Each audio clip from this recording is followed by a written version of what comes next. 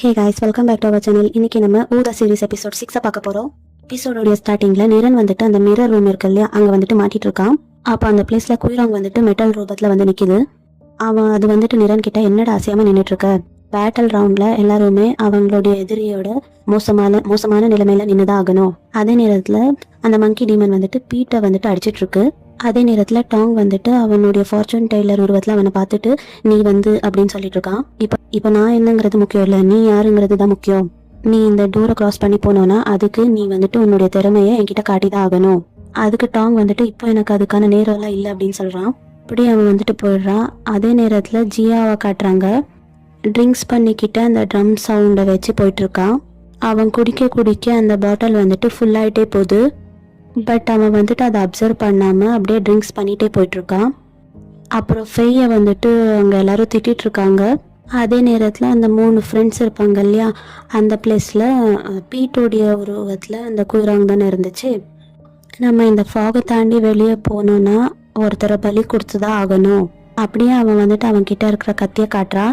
அதே நேரத்துல யோக்க காட்டுறாங்க. யோக்கு வந்துட்டு கேப்பே விடாம ட்ரம்ஸ் பண்ணிட்டே இருக்கா. இடத்துல நிரன் கிட்ட குயிராங் வந்துட்டு இந்த மிரர் மட்டும் தானே உன்னுடைய மோசமான எதிரி அப்படின்னு கேக்குது. இப்ப நெக்ஸ்ட் சீன்ல மங்கி டீமன் வந்துட்டு ரெடியா இருக்கு. பீட் அதை பார்த்துட்டு மறுபடியும் நீ ஏன்னு கேட்குறான். சரிவா மோதி பார்த்துடலாம் அப்படின்னு சொல்லிட்டு இவன் அதை கிட்ட சண்டைக்கு போறான். பட் இந்த தடவை இவன் வந்துட்டு அந்த மங்கி டீமன் கிட்ட பயங்கரமா அடி வாங்குறான். அதே நேரத்துல ஃபெய்ய காட்டுறாங்க. அவனுடைய பயத்தை கண்ட்ரோல் பண்ணிக்கிட்டு இவன் அந்த கூட்டத்துல வந்துட்டு நடக்க ஆரம்பிக்கிறா. இந்த டாங் வந்துட்டு அகைன் டாங் இருக்கிற இடத்துக்கு வந்துடுறான். உனக்கு இங்கத்துல இருந்து வெளியே போகணும்னா நான் சொன்னதை செய் அப்படின்னு சொல்லுது. அதை கேட்டு அவன் வந்துட்டு வேற வழி இல்லாம அந்த டெஸ்ட்ல பார்ட்டிசிபேட் பண்றான். இப்போ நெக்ஸ்ட் சீன்ல டாய் வந்துட்டு பீட் கிட்ட நீ சொல்றது உண்மையாடா. அதுக்கு பீட் வந்துட்டு நான் ஏன்டா உங்ககிட்ட போய் சொல்ல போறேன். இப்போ உங்கள ஒருத்தர கண்டிப்பா நம்ம வந்துட்டு சாக்ரிஃபைஸ்க்கு கொடுத்தாகணும், ஆரல்ஸ் இங்க வேற யாராச்சும் செத்துருவாங்க அப்படின்னு சொல்றான். அது எப்படி ஒருத்தரை சூஸ் பண்றது அப்படின்னு சொல்லிட்டு டா வந்துட்டு பயத்துல கேட்டுட்டு இருக்கான். அப்புறம் பீட் வந்துட்டு அப்போ நான் வந்துட்டு ஒருத்தரை செலக்ட் பண்ணவா அப்படின்னு கேக்குது. அப்புறம் ஜாக் வந்துட்டு நான் இதுக்கு ரெடி அப்படின்னு சொல்றான். மத்தவங்களை காப்பாத்துறதுக்கு நான் வந்துட்டு என்னுடைய உயிரை கொடுக்குறேன் அப்படின்னு சொல்றான். அப்புறம் அதே நேரத்துல எங்க டாங் வந்துட்டு ஃபர்ஸ்ட் குவிஸ்ல கரெக்டா ஆன்சர் சொல்லிடுறான். பட் செகண்ட் கொஸ்டின்ல தப்பு பண்ணிடுறான்.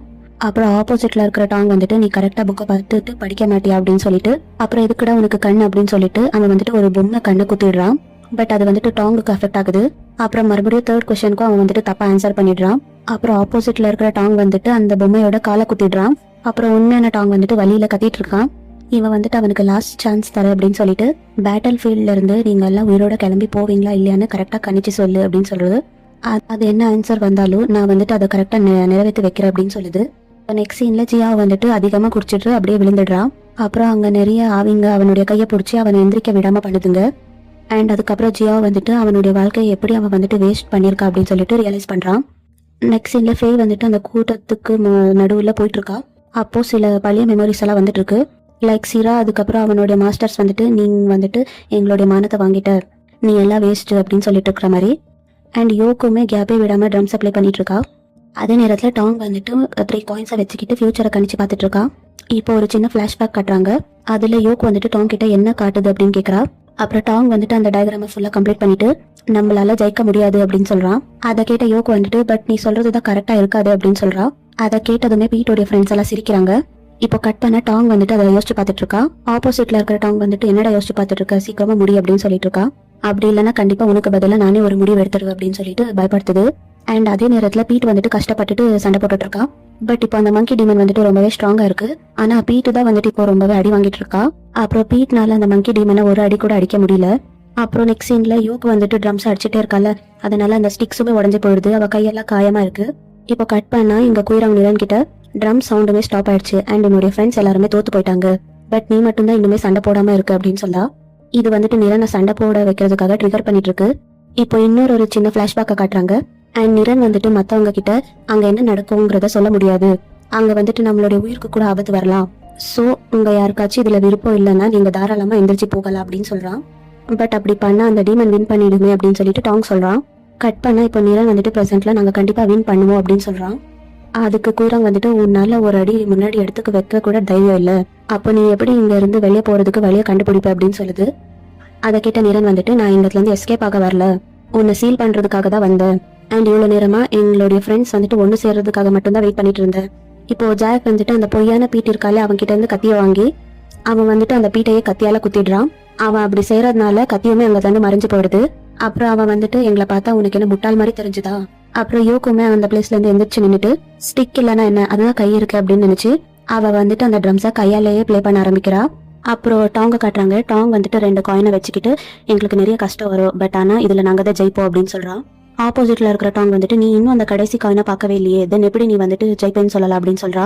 அதுக்கு டாங் வந்துட்டு நான் அதை பார்க்கணும்னு அவசியம் இல்லை, ஏன்னா எனக்கு அது நல்லாவே ஃபீல் ஆச்சு அப்படின்னு சொல்றான். அப்புறம் அவன் வந்துட்டு அந்த 3rd காயினை ஓபன் பண்ணி காட்டுறான். அப்போ அவன் சொன்ன ஆன்சர் வந்துட்டு கரெக்ட் தான் அப்படின்னு ப்ரூவ் ஆகுது. ஸோ அதை கேட்டுட்டு அந்த ஆப்போசிட்ல இருக்கிற டாங்குமே மறைஞ்சு போயிடுறான். அப்புறமா ஃபேய் வந்துட்டு அவளுடைய பிரேஸ்லெட்ல இருந்த யாவை யூஸ் பண்ணி இவ வந்துட்டு அந்த கூட்டத்தை விலக்கி விட்டுடுறா. இப்போ நெக்ஸ்ட் சீன்ல இன்னொரு சின்ன பிளாஷ்பேக் காட்டுறாங்க. அதுல ஃபேய் வந்துட்டு நிரன் கிட்ட அவளுடைய பிரேஸ்லெட்டை காட்டி நமக்கு யாவெல்லாம் நேச்சருக்கு அகேன்ஸ்ட் ஆனதுதான் சொல்லி கொடுத்துருக்காங்க, நீ இந்த யாவுக்களை கரெக்டா கவனிச்சு பார்த்தா இதுவுமே நிலம் நீரு காற்று இதுலதான் அடைஞ்சிருக்குங்க அப்படின்னு சொல்றா. அப்புறம் அதை கேட்டுட்டு நிரன் வந்துட்டு சரி உனக்கு வந்துட்டு இதை சேல் பண்ண ஐடியா இருக்கா, ஏன்னா இதை நீ வித்தா நிறைய ப்ராஃபிட் கிடைக்கும் அப்படின்னு சொல்றா. அதை கேட்ட ஃபேய் வந்துட்டு நான் இதை விற்க மாட்டேன், நான் போற வழியில என்னை யார் வேணும்னாலும் கைவிடலாம், பட் நேச்சர் வந்துட்டு என்னை கைவிடாது, அது எப்பவுமே என்னை பாதுகாக்கும் அப்படின்னு சொல்றா. அண்ட் அதே நேரத்துல இப்போ பிரசன்ட்ல ஃபேய் வந்துட்டு அந்த பிரேஸ்லெட்டை யூஸ் பண்ணி அங்க வந்துட்டு கடந்து போறா. இவன் பீட்டை காட்டுறாங்க. மங்கி டீமன் வந்துட்டு மங்கி மாதிரியே பண்ணிட்டு இருக்கு. அப்புறம் பீட் வந்துட்டு நிரன் கிட்ட பேசினதை யோசிச்சு பாக்குறான். அதுல அவன் நிரன் கிட்ட வந்துட்டு சப்போஸ் உன்னால எனக்குள்ள இருக்கிற டீமனை வெளியே எடுக்க சான்ஸ் கிடைச்சிச்சுன்னா நீ அதை வந்துட்டு வெளியே எடுத்துடு அப்படின்னு சொல்றான்.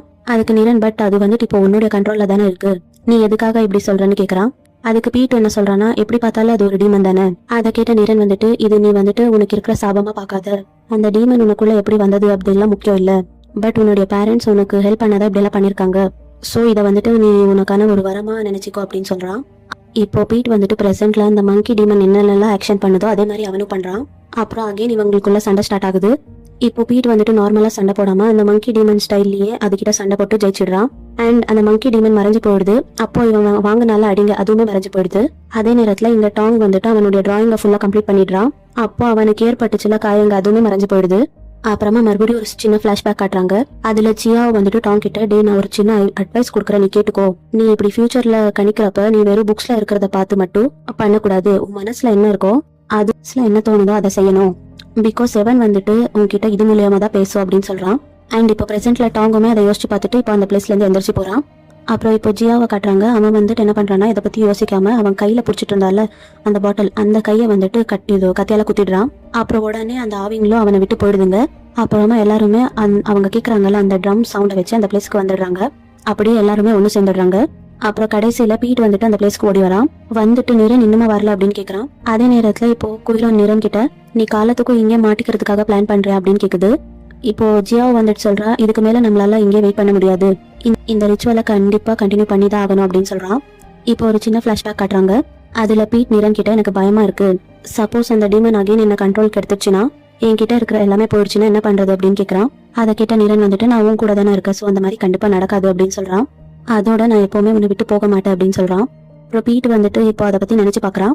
அப்புறம் இங்க குயிரா நிரன் கிட்ட உன் முன்னாடி இருக்கிற கேண்டலை நீ அணைச்சு சோ தட் நம்ம இங்கத்துல இருந்து வெளியே போயிடலாம் 2 பேரும், பட் நீ இப்போ இதை பண்ணலன்னா நம்ம 2 பேரும் காலத்துக்கும் இங்கே மாட்டிப்போம் அப்படின்னு சொல்லுது.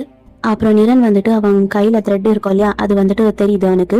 அப்புறம் நிரன் வந்துட்டு குயிராங்க பார்த்துட்டு நீ மட்டும்தான் இந்த இடத்துல மாட்டிக்க போற, நான் கண்டிப்பா என்னுடைய ஃப்ரெண்ட்ஸ் கிட்ட திரும்பவும் போக போறேன் அப்படின்னு சொல்றான். அப்படியே பீட் வந்துட்டு நிரனை அந்த இடத்துல இருந்து வெளியே இழுத்துடுறான். அப்புறம் பீட் வந்துட்டு நிரன் கிட்ட ஆல்ரெடி இங்க எல்லாம் வந்துட்டாங்க, நீ மட்டும்தான் கடைசி. அதை கேட்ட நிரன் வந்துட்டு அப்போ நான் மட்டும்தான் ஃபெயில் ஆயிருக்க அப்படின்னு சொல்றான். நமக்குள்ள இருக்கிற பாண்டிங் நம்மளை இப்படி காப்பாத்தும்னு நான் நினைச்சு கூட பார்க்கல.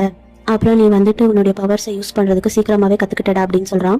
அதுக்கு பீட் வந்துட்டு நான் இன்னுமே எதுவுமே கத்துக்கல, நான் உன்னை பத்தி மட்டும்தான் யோசிச்சேன், மத்ததெல்லாம் இது இந்த த்ரெட் தான் பாத்துக்குச்சு அப்படின்னு சொல்றான். இப்போ நம்ம 2 பேருடைய சோலுமே கனெக்டடா தான் இருக்கு. சோ இதுக்கப்புறம் ஏதாச்சும் பிரச்சனை வந்தா நீ என்கிட்ட சொல்லிக்க பாரு, நான் கண்டிப்பா அதுக்கு ஹெல்ப் பண்ணுவேன் அப்படின்னு சொல்றான். நீ ஒன்னும் தனியால் கிடையாது, உன் கூட நான் இருக்கேன் அண்ட் நாங்க எல்லாருமே இருக்கோம் அப்படின்னு சொல்றான்.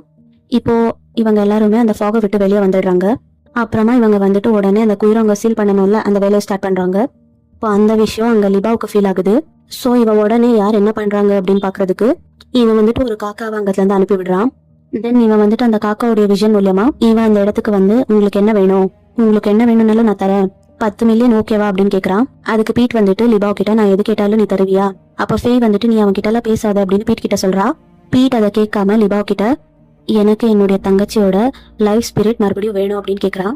அதை கேட்டதுமே லிபாவ் வந்துட்டு சிரிச்சுக்கிட்டு ஸோ உனக்கு உண்மை தெரியாதா அப்படின்னு கேட்குறான். அதுக்கு பீட் வந்துட்டு கன்ஃபியூஷன்ல என்ன உண்மை அப்படின்னு கேட்குறான்.